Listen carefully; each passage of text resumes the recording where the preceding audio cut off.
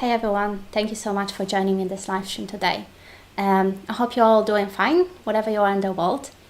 So, as usual, I invite you to participate in the discussion. If you want to ask questions, you can use the live chat feature.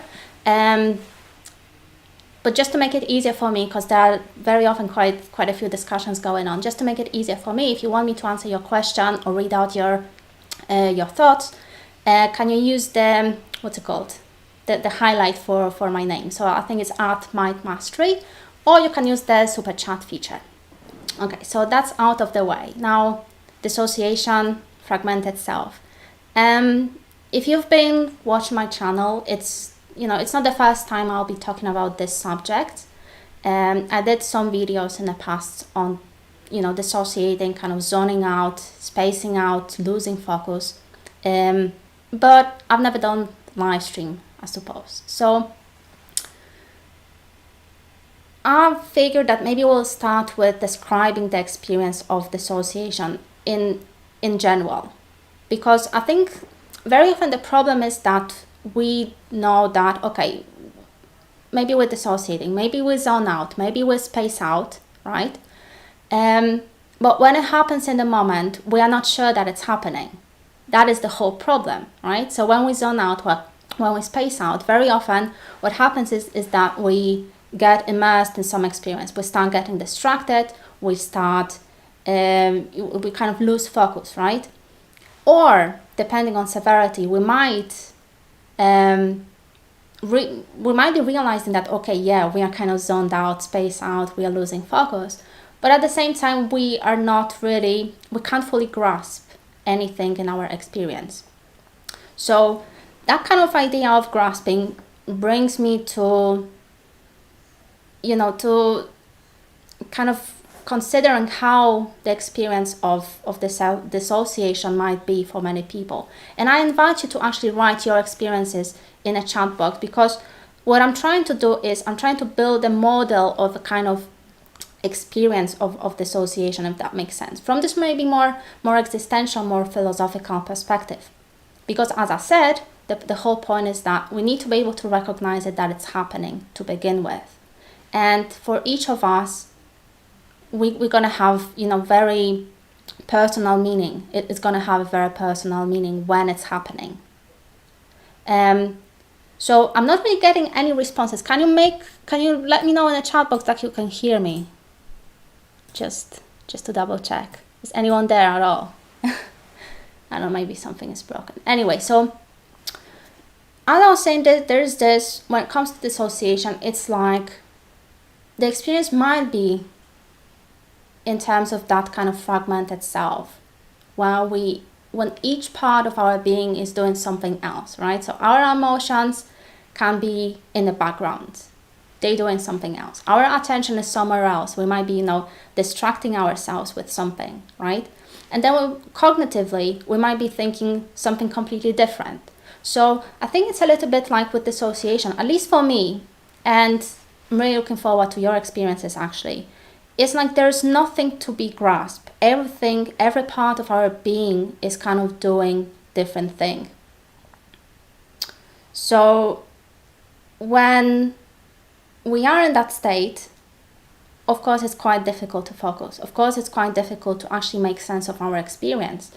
And then if you imagine, and that, of course, that depends on severity, over the years, if you've been doing it for over the years, imagine what effect it has on your well-being and on your sense of self in particular.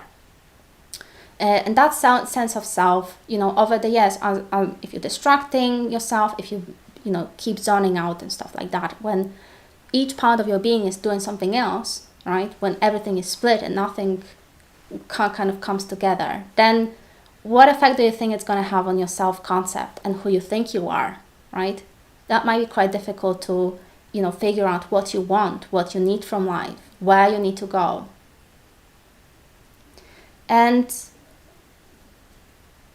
I sometimes struggle with this state as well. So the biggest thing for me that I've realized is that in that state, as I've mentioned, there's nothing to be grasped. It's like I'm in that space where it's might be a little bit empty at times, but usually if I'm distracting myself, I'm not really paying attention. But the biggest thing for me is that there's nothing to grasp. So I might not know, I might not be aware of what I feel, or I might not be aware of what my values or what my goals are, right? I might be demotivated. I might be lacking in purpose.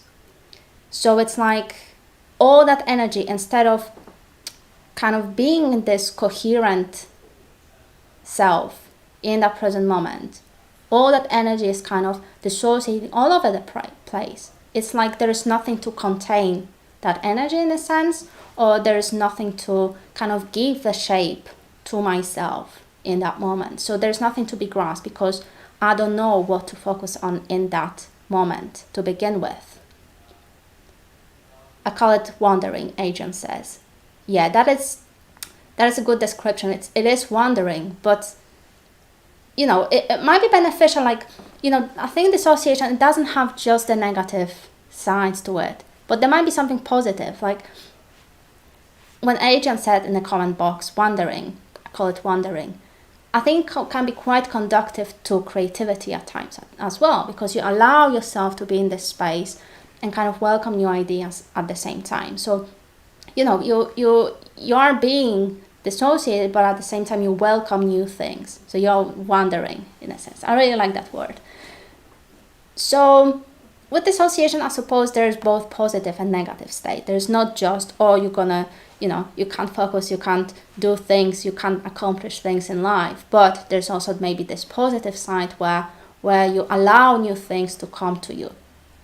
But in terms of that whole experience, now the question comes, what are we trying to grasp to begin with, right?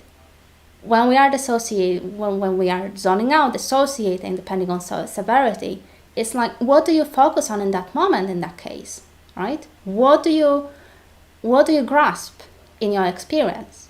And, you know, many people will tell you, and I'm advocating for that as well, that mindfulness exercises could be very helpful, you know, focusing on your breath, focusing on, you know, staying present. But at the same time, it might be quite challenging, as we probably know. I mean, that's why we zone out to begin with. So what do you focus on in that kind of dissociated space where you know, different parts of yourself are going into different directions? Any ideas? From my perspective, I think the most important thing to begin with, and that's why I started off with describing the experience, trying to get to the root of that experience, is that we simply start focusing on the state that we are in. So that's, you know, so what's the experience like? When you are zoning out, what is the experience like? Is it really enough for you to say that, oh yeah, I'm zoning out, or I can't feel anything, or I'm distracted, or I struggle to focus? Is that the best that we can come up with in that moment? Because when I say to myself, oh yeah, I struggle to focus, that doesn't really help me with anything. I mean, at least it brings my attention to the problem, to the potential problem. But at the same time, it doesn't ground me. It doesn't bring these different parts of my well-being or my being or myself into a coherent whole. And I think, you know, obviously the opposite state to dissociation is having this coherence, having this integrity where you are aware of yourself, when you kind of contain yourself, where you are aware of different parts of yourself. And at least most of these parts are doing, you know, are going towards the direction you want them to go. At least you are aware of the whole process. So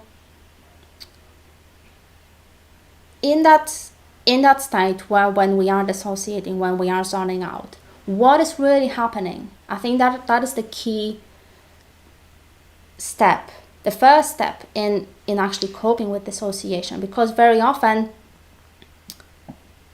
you know, we might say, okay, I'm zoning out, but really, is there something else going on? Is there, you know, some sensation or anxiety or anything at all going on?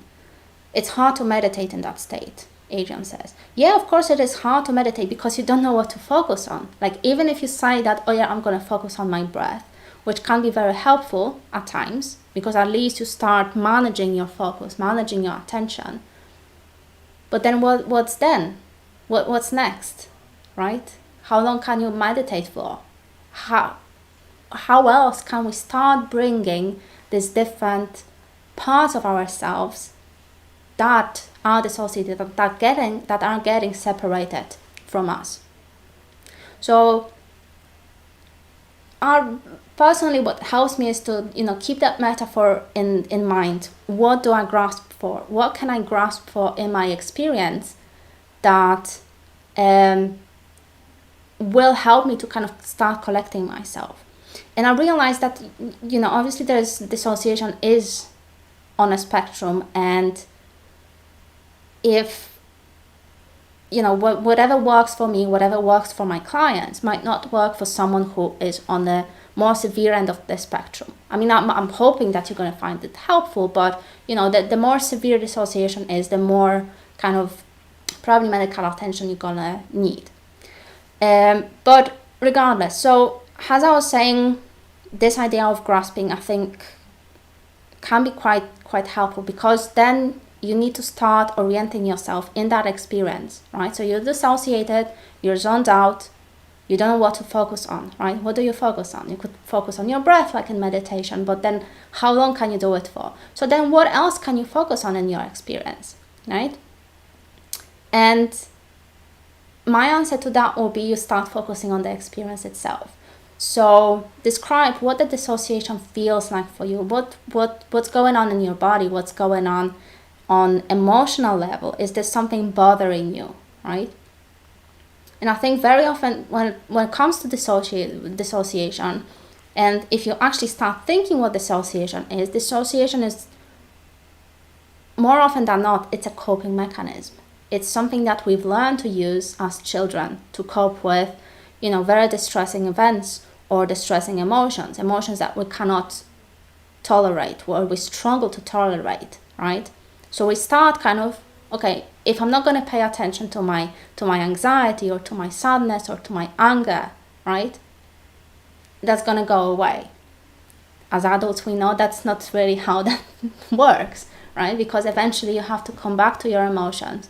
You need to revisit these emotions. You need to start processing the experience, because if you just push all the emotions on the side and you say like, yeah, I'm just going to ignore that, you're actually ignoring a part of your experience. So, that simple logic works for children.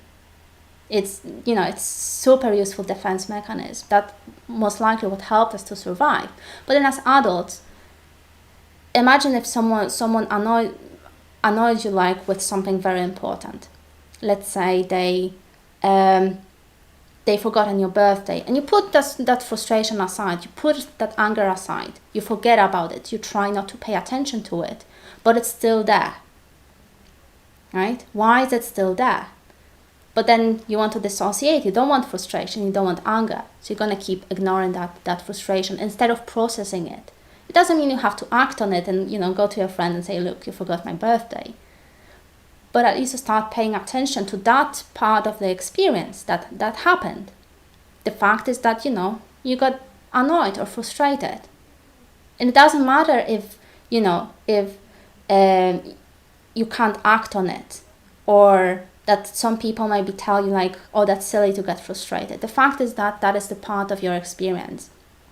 So with dissociation, what happens is that it's like we're having a selective filter for certain experiences that we don't want to pay attention to, certain parts of the experiences, right? Certain parts of ourselves that we don't want to look into.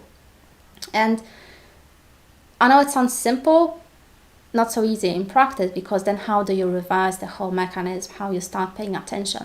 But actually, once you start breaking it down, in my opinion, I think it's quite simple. So again, we go back to trying to describe the experience in the present moment. So you're zoning out, you're spacing out, you feel dissociated. What is really going on? And actually start paying attention to that experience.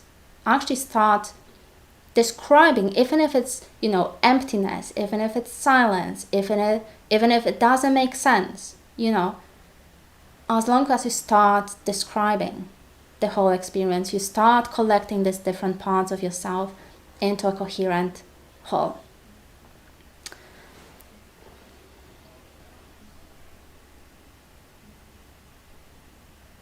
Hi guys, hi Baron, hi AJ. Thank you so much for joining.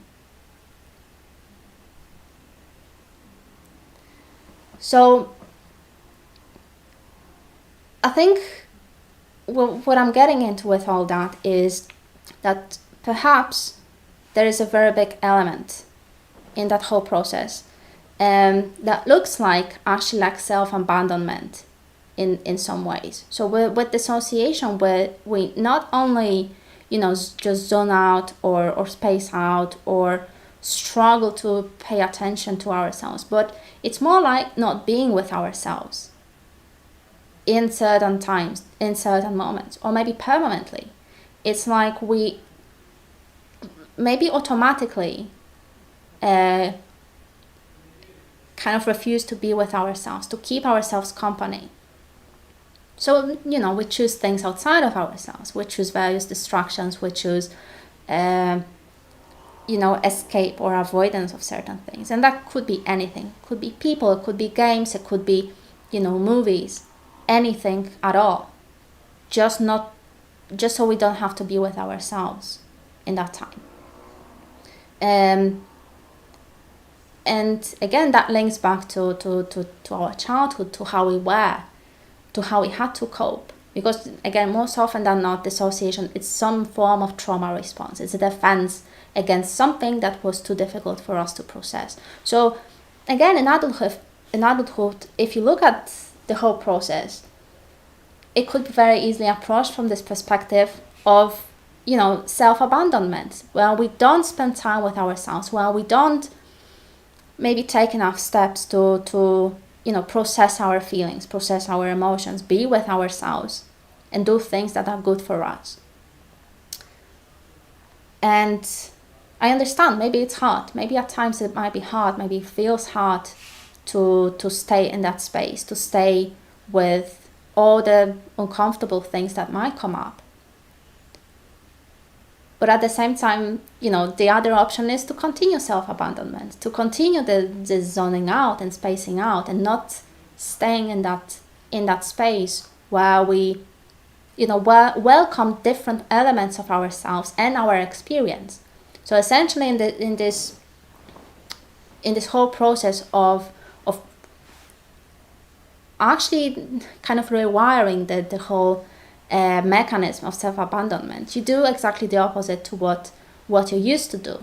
So you spend time with yourself. You actually start paying attention to yourself, to your feelings, to your emotions, to different thoughts that might come up to your mind. And it's very easy to dismiss things. Like maybe you start feeling, in certain situations, you start feeling a little bit of anxiety, or you start feeling like, something is uncomfortable about the experience or about the situation. With dissociation, we, completely ignore that part of experience. We just, say it doesn't matter. We just go and continue living our lives. And that's a problem with dissociation and zoning out. We ignore things. We think that, our feelings or our emotions or our sensations or our thoughts don't really matter. So we go and do other things, basically. That could be summarized. But of course, I realize, I make it sound very simple. I do realize. And I know that in practice, it's not as it seems. But at least, what I'm trying to accomplish here, I'm not trying to cure your dissociation because I can't do it. But what I'm trying to do is basically give you at least some pieces of a whole puzzle that you can start using to start putting yourself together. So you stop zoning out. So you stop abandoning yourself, essentially. And you start collecting these different parts of your experience, collecting different pieces of your feelings and emotions.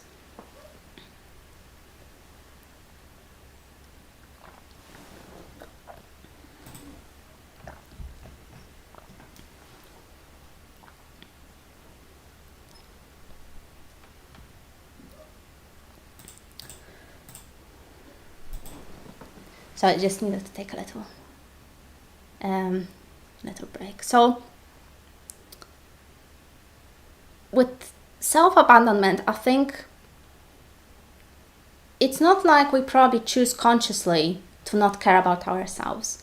But what happens is, again, it's just the automatic pattern, automatic kind of journey we never fully agree to be on, right? We boarded this train ages ago because it worked. We thought it's going to lead us to something, but all it kind of brings us right now is probably, emptiness and not knowing what we want, not knowing what we need. And that especially kind of makes it very difficult to care for ourselves, because how can you care for yourself if different parts of your being are kind of spread out, right? So you don't know what it means to pay attention to your needs, because you don't know what it means to you don't know how does it feel even, right? Because you haven't been paying attention. You don't know how to be with yourself, right? Because you've never had a chance to do it properly. So with kind of, being on this path of coping with dissociation and trying to do something about it is all about bringing it all together and actually spend time with yourself. Not by, when you're having free time, it's not about, escaping, doing things, but it's about being. So very often with dissociation or zoning out, we might feel kind of maybe rushed even to keep doing things, right? So it's all about doing and doing and doing, but there's not much space for being. So how can we be with ourselves? How can we be in that space, in that present moment, even if we feel completely zoned out or dissociated? How can we be with ourselves? How can we stay in that space without trying to escape ourselves, without trying to escape something that starts coming up? And that's the thing, that once you start practicing it, once you start practicing staying in that space and paying attention to what's happening, and paying attention to simply to yourself in that time, things are going to start coming up. And that's the whole point, because you're going to start bringing different elements of your experience. You're going to start bringing different aspects of your experience. You're going to start bringing maybe some feelings, maybe some emotions, maybe some sensations, maybe some forgotten thoughts or memories, right? Because you're going to start collecting everything. And it might not be easy at first, but that's the whole point. And you don't have to completely jump into the unknown, jump off the cliff, right? Straight away. But just start doing it little by little, right? Start maybe doing it 5 to 10 times, minutes a day, right? Then extend it. And then I suppose the question could be, how could you remember to do it to begin with? If you zone out, if you dissociate, if you space out, how can you remember to make a space for being in your life, for yourself, where you stay with yourself, when you stop abandoning yourself? So I suppose with this question, I would imagine it just comes down to, simple practical things you could do, like setting up reminders, or kind of grounding yourself by maybe choosing a favorite object in your room that will remind you to pay attention to yourself.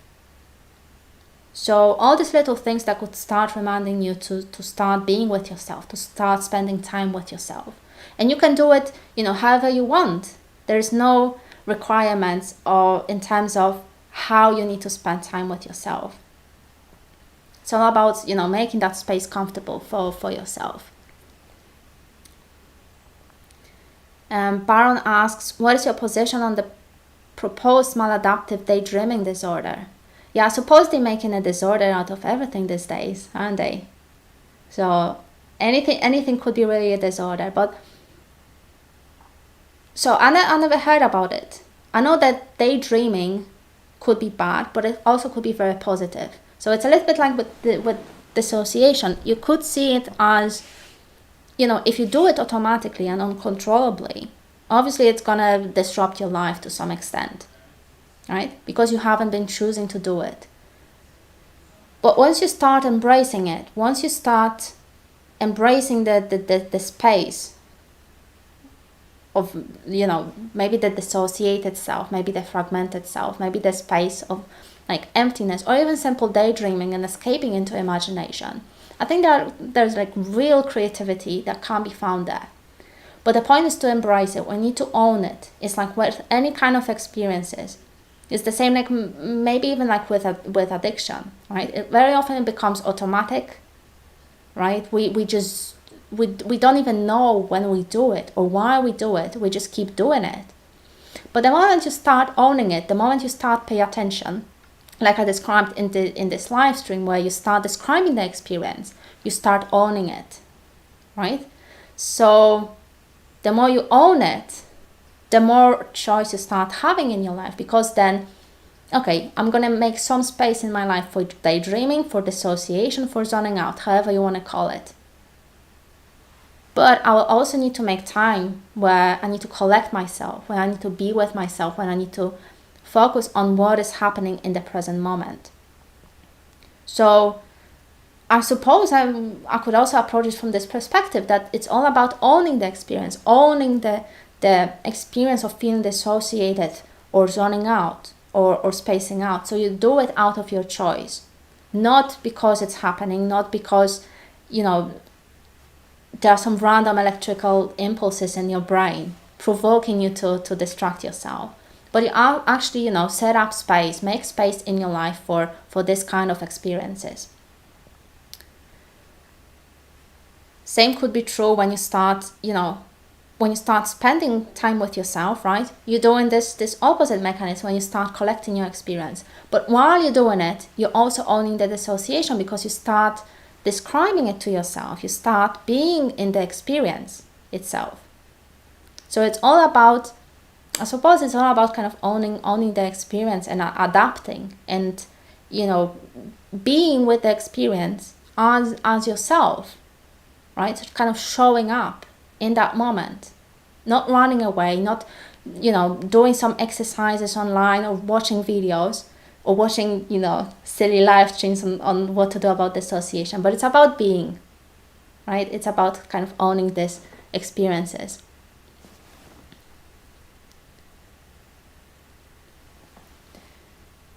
That's an important message on chat from Martin. I feel many people don't like with themselves. So I suppose that they don't like being with themselves. Yet the only way out of that fire of the past is the way out. So yeah, so you need to be with yourself. There's no escape from yourself. And I think Martin brought up a very, very important aspect actually of the whole kind of problem of dissociation, problem of zoning out, problem of distraction.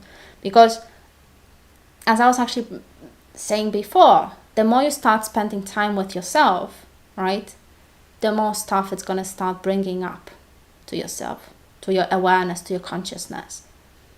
Then you start realizing, oh, maybe, you know, I don't want to live in that house anymore, or I hate my job, right? I hate my relationship, or I hate my friends. I don't want this kind of life.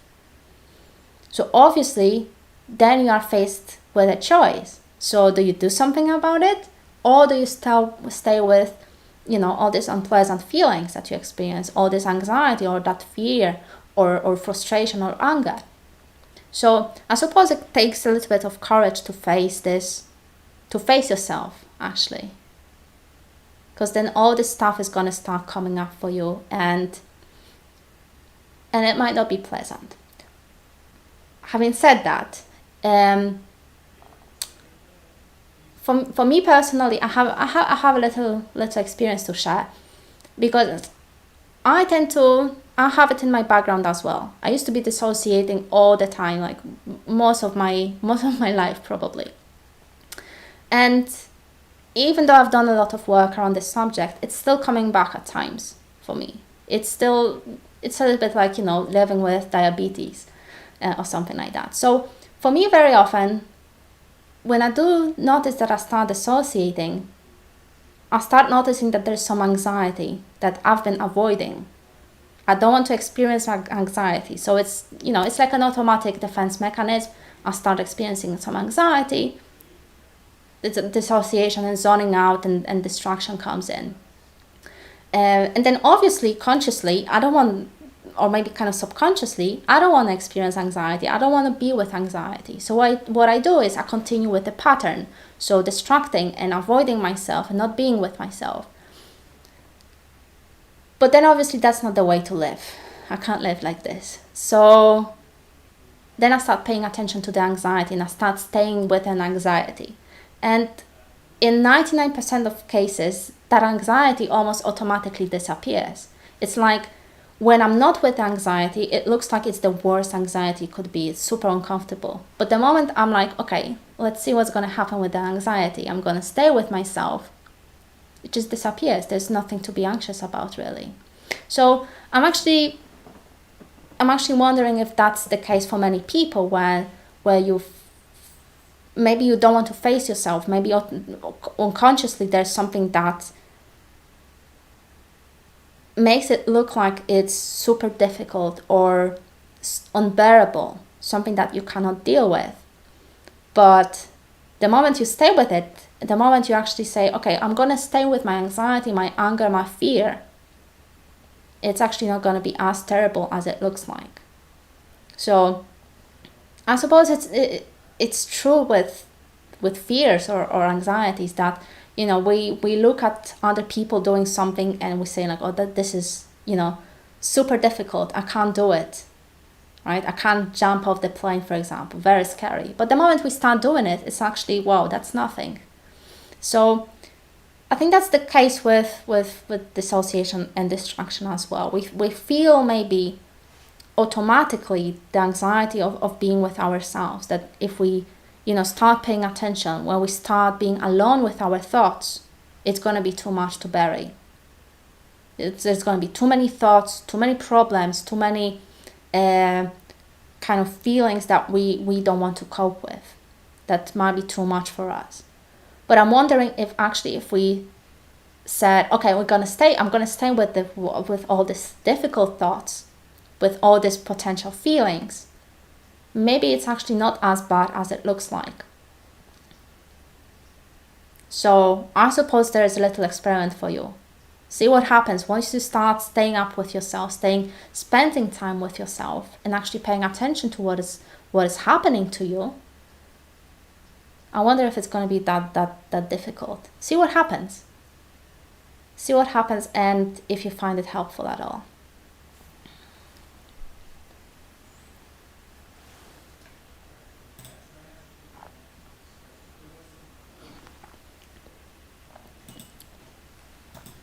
So I suppose coming out of, or coping with all that dissociation and distraction is all about being rather than doing. So this is something that the concept I was meant to bring up before. I think in the Western world, and actually maybe probably anywhere right now, the social value is to, you know, constantly engage into doing, right? So we need to work, we need to do this, we need to do that. It's constantly being on this treadmill where we just keep doing and doing and doing and doing, right? And there's not enough space for being. So when we haven't been in that space, in that being space with ourselves for years, I suppose that might be weird or challenging at first. That might seem like maybe even unnatural, because we are so used to doing things. We are so used to, you know, doing our careers, going to work, doing everything on schedule, you know, coping with various responsibilities. But what about being, right? And this is I think being is is the simplest thing we could do. And I suppose there could be also an extra anxiety even, or extra barrier, or extra resistance to being as well. Because if you are like me, maybe you start thinking, okay, if I'm going to start making all this time for myself, if I'm going to start being with myself and not doing anything, right? then who's going to take care of all my responsibility? Who's going to take care of all my life? Who's going to be doing all these things for me, right? And so we avoid being with ourselves, or simply being. It doesn't even have to involve yourself if you don't want to, if you're uncomfortable with that.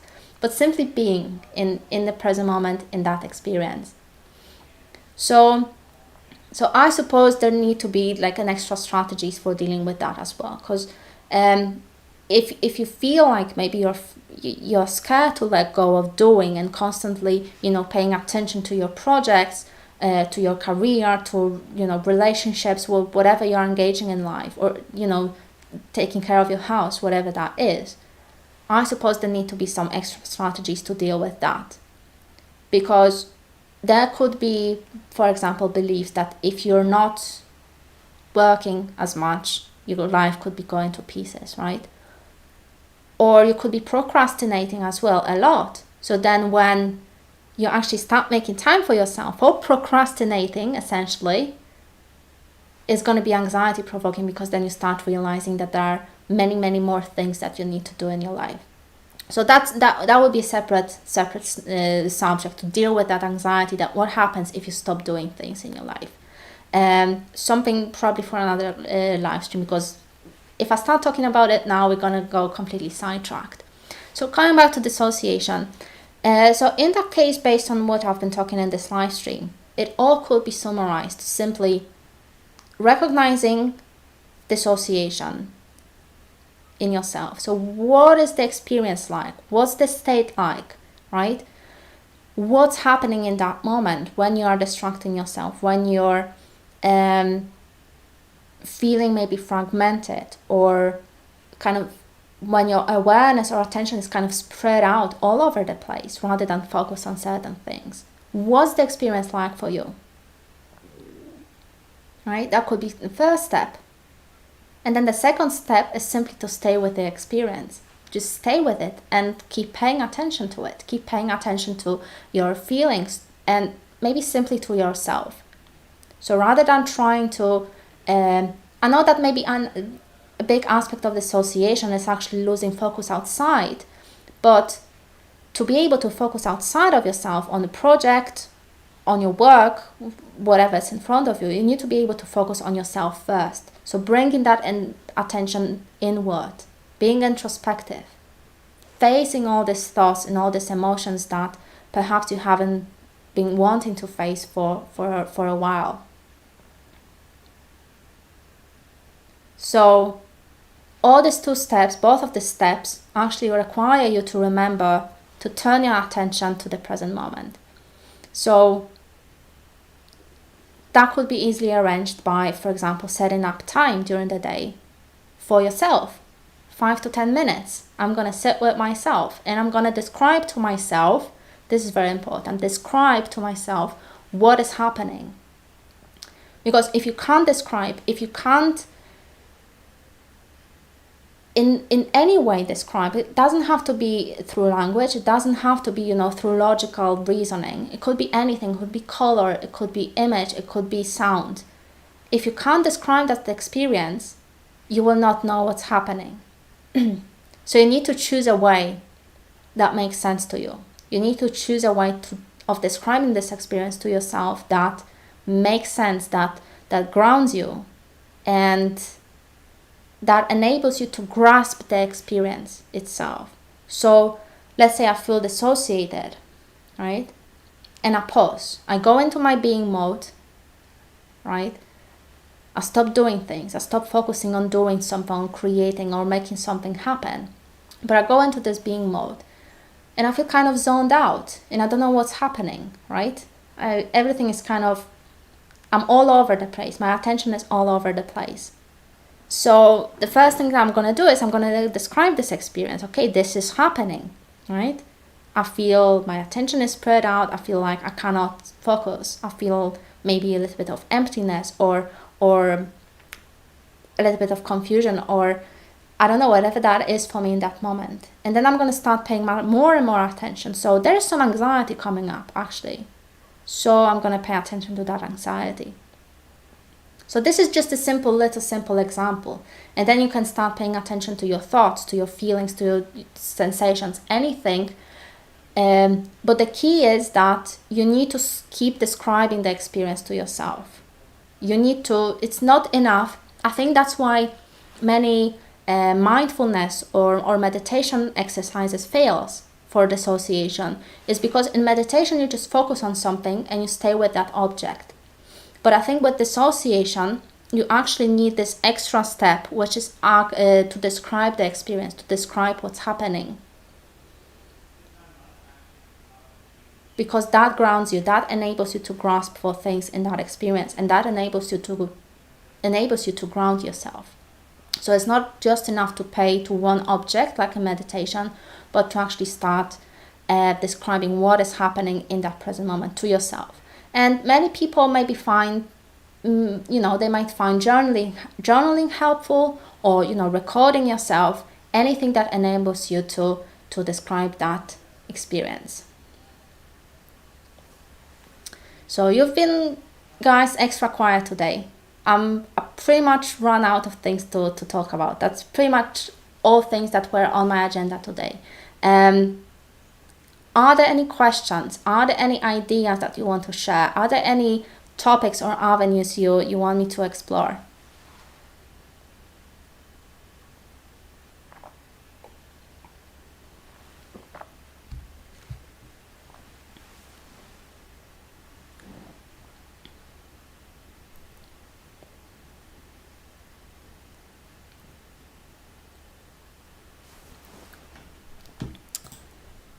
Anyone? Anything?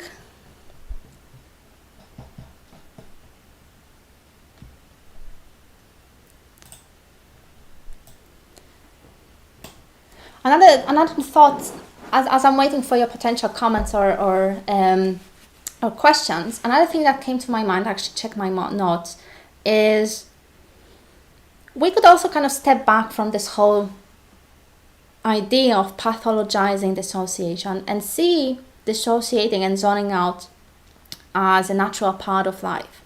Now, I'm not saying that to give you an excuse and think that, oh yeah, so I'm not going to apply anything what Joanna said in this live stream because it's okay to dissociate. But this is to maybe to start validating your experience that it is okay to distract yourself, but at the same time you need to own the experience. So if you imagine, life in general, it's all kind of, you expand, you grow as a person, right?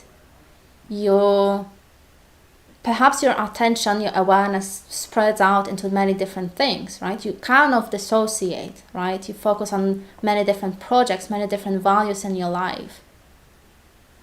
But then also another element of life is to simply contract and then withdraw from the world and start focusing on yourself. Start focusing on your present moment experience. Start focusing on kind of collecting yourself from the outside world and contain yourself in the present moment. So if you only keep expanding out there, right, and focusing on the external world and focusing on what you need to do, what you need to create, what you need to make happen, for example, I think that's a very stressful and anxiety-provoking way of being or way of living. So again, it comes back to this doing and expanding and doing out there, everything out there, focusing out there on all these distractions and, escaping the present moment. Whereas with contraction, right, you kind of withdraw from the world a little bit. You start collecting different parts of you that are focused all over the place, and you start paying attention to actually just to yourself. So that's an idea, something to consider. So I can't see any questions or any comments. So you are welcome to join the discussion. But if there's no questions, then I suppose I'll be finishing up earlier today, because I pretty much run out of things to talk about. That was the main point I wanted. These were the main points I wanted to run through. So in kind of summary, it's all about reminding yourself to pay attention to yourself, basically, to stay with yourself, stay with an experience. Then describe the experience to yourself. So for example, describe the dissociation. What is it like for you? Can you use any metaphors, like you can't grasp for things, or metaphors like, you know, you're fragmented, your awareness is fragmented into many different pieces. And then just simply stay with that experience, without expectations, and without, most importantly, trying to make something happen, right? So you need to kind of switch from this doing mode into being mode. So I hope you guys found it helpful. I've seen quite a lot of people actually today, so that's good. Thank you very much for joining me today. I can stay in the live chat for a couple minutes more if there's anything you want to ask. But alternatively, you can always send me an email or contact me through my website. If you enjoy my work, if you find it helpful, you can use Patreon to support my Mind Mastery. And of course, if you're interested in coaching, if you're interested in working with me, for example, on dissociation, you can schedule free 20 minutes consultation with me on Skype via my website. So thank you very much again for sharing that space with me, although you've been very quiet today for some reason, and I hope to see you next time. Take care of yourself.